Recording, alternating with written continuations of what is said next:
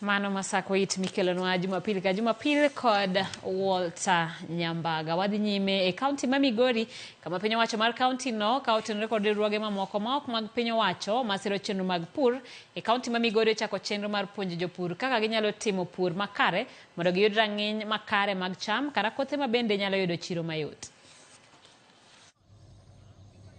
Kaunti ma Migori ng'ere kaka kaunti no mathoth oganda timo wechego mag pur mag kothe mopogore opogore ma oting'o niang', oduma, soybeans, oganda, ochele kaachiel kod mamoko.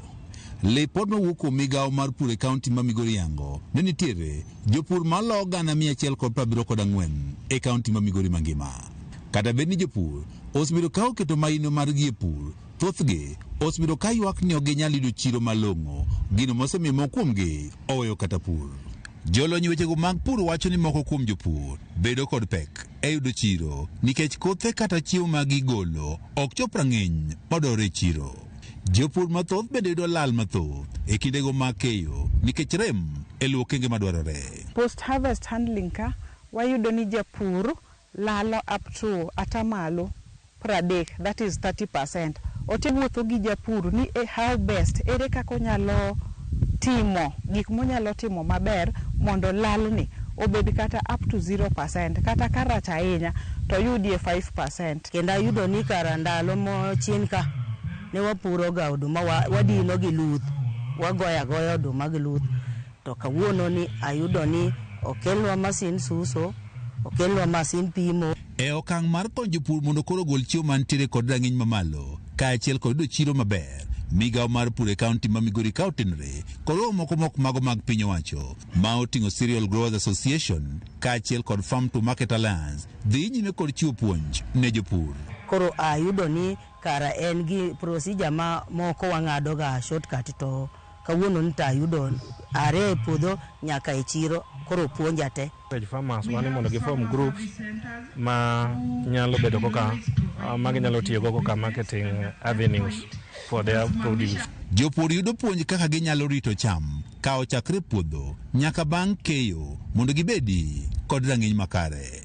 Janet Omolo menjalo nyochego mag pur wach ni gitiego jopur kaka ginyalo rito rang'iny mar chiemo kata kothe magipuro. Ng'ato nyalo timo gimoro amora maber e puodho kacha, to kochopo kar chiro kae to olose nang'owa gikegi ok ler quality. So achiel kuom gik mwatimo en training japur e weche mag quality. Wanyiso japur ni seche midhi keyo bed gi tandaruwa e puodho kuchocho mi harvest. Dongineno ga samoro ki harvest iyudo ka nitiere oduma kata motop, samoro oganda moko top. Wadwaro ni bedo gi tarpaulins kata tandaruwa kata ogunia moko ariyo mopogre. Ikete motop idiro konchiel to mabeyo iketo konchiel. Jopur bende ipuonjo kaka ginyalo moyo cham kata kothe e yo makare mondo rang'iny margi koro kik dog piny.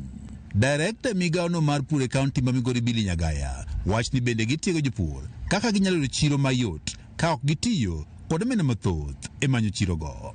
Watemo promote gimiluongo ni collective marketing nikech waseyudo ni ka farmers timo marketing as individuals on their own to brokers temo exploit gi, kendo yudo ni cost of transport and cost of aggregation bedo malo. Jopur mondo riwre kanyakla mondo ginyal bedo gi ngufu kata gi teko mar yudo cham mang'eny nikech chiro mwayudo gin chiro madongo dongo ma ka in gi cham matin to ok ginyal choponi.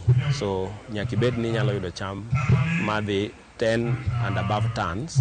Nyaka sani nitie jopur mathoth ma oting'o mago mapuro chele e kar pur mar Local Generation Scheme ma bende koro pod okwamo kod chambgi mane gikayo dweche buora ma okalo nikech onge mar chiro malong'o.